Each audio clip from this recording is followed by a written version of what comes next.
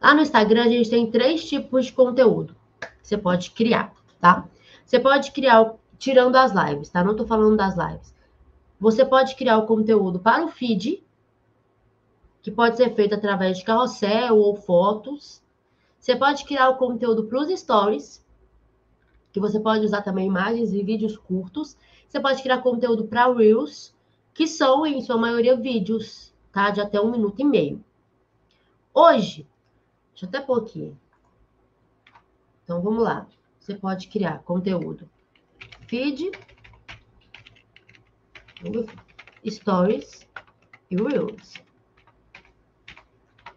Hoje, o conteúdo que mais entrega no Instagram são os Reels, sem dúvida nenhuma.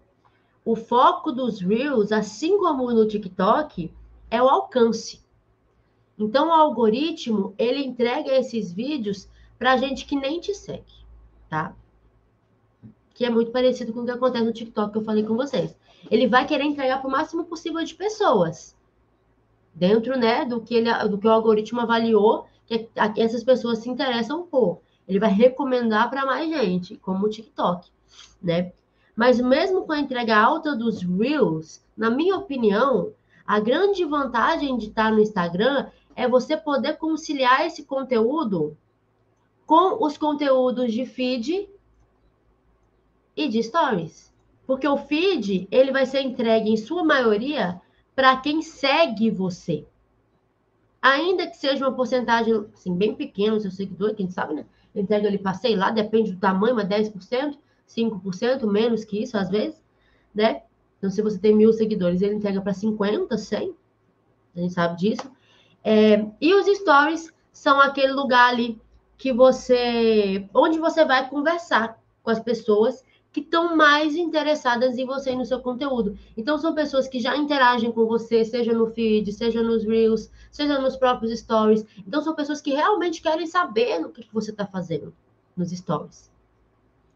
Então, só nessa explicação rápida que eu dei para vocês de como o Instagram funciona, a gente já engloba praticamente todas as etapas da jornada do leitor. A jornada do leitor, ela é basicamente a jornada de compra do seu leitor, seguindo o processo da jornada do consumidor geral, que a gente tem a jornada do consumidor de qualquer produto, e eu desenvolvi a jornada do leitor. Essa jornada tem 4 etapas.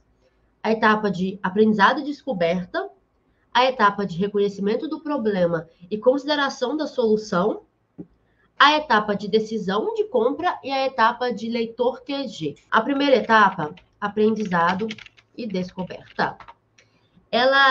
Nessa etapa, você tem que partir do princípio de que seu leitor nunca te viu na vida. Esse leitor que está nessa etapa, ele nunca te viu na vida. Ele não te conhece, ele não conhece o seu livro, tá? Ele não sabe, ele não conhece seu nome, nunca viu seu rosto, nunca viu a capa do seu livro, tá? Então, qual que deve ser a sua preocupação nesse momento? Se apresentar. Fazer com que o leitor saiba que você e que o seu livro existem. Tá? O Reels, para isso aqui, ele é bom demais. Por quê? Como eu falei para vocês, é o formato com maior potencial de alcance. Entendeu? Especialmente para alcançar pessoas que não te conhecem. Pessoas que não te seguem.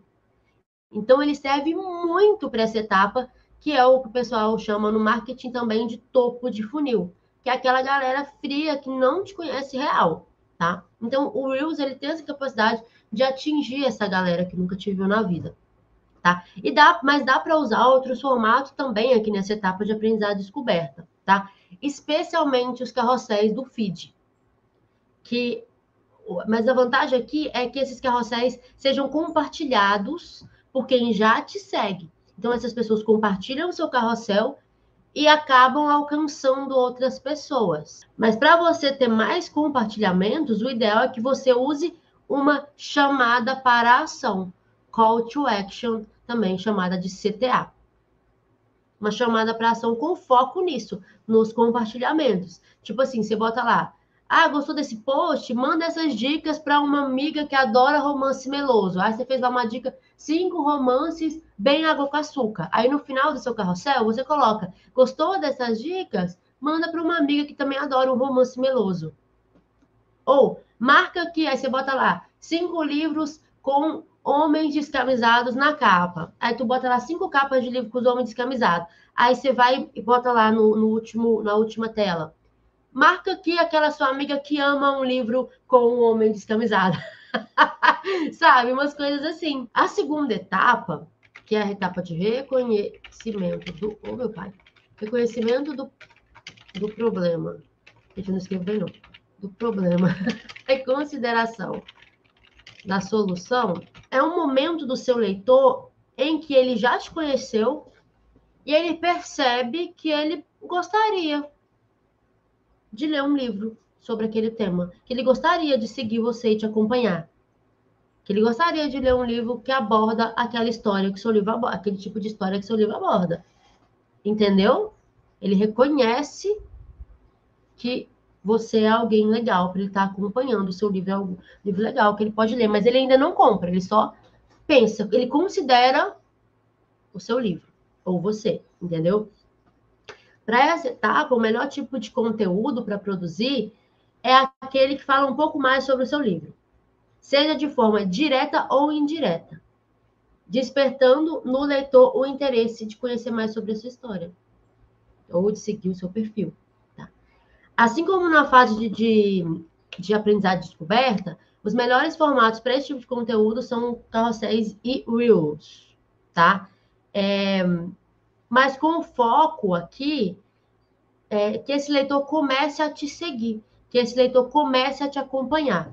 Então, as call to action, as chamadas para ação, tem que ser voltadas para isso. Convidar aquela pessoa para seguir você, entendeu? Ou chamar essa pessoa para os seus stories, por exemplo, para os seus destaques, onde você fala mais sobre aquele assunto.